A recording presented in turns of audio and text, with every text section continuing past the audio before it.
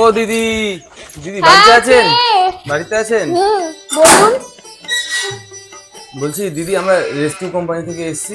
এই যে সাবান আপনার থালা বাসন মুক্তোর মতো চকচকে ঝকঝকে করার জন্য, আপনি বাজার থেকে যে সাবানটা 10 টাকা দিয়ে কিনবেন, আমরা সেই সাবানটা 5 টাকা দিয়ে বিক্রি করবো। ঠিক আছে, একটা ডেমো দেখান তাহলে। তাহলে এই থালাটা মেজে দেখান দেখি।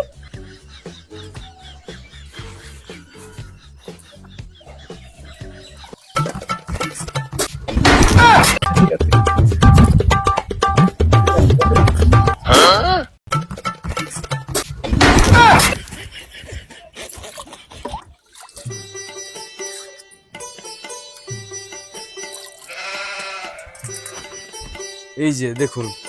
তাই তো পরিষ্কার হয়েছে। দাঁড়ান দাঁড়ান, আমি আসছি।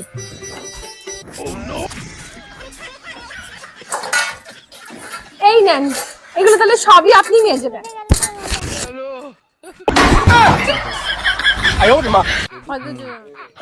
কি ব্যাপার ভাই, তুই এখানে কি করছিস? আরে বন্ধু বলিস না, কালকে এসছি সাপ বিক্রি করতে, এখনো পর্যন্ত ডেমো দেখিয়েই যাচ্ছি, কাপড় মোটে পুরাচ্ছে না। বাবার জন্ম সাপ বিক্রি করি না।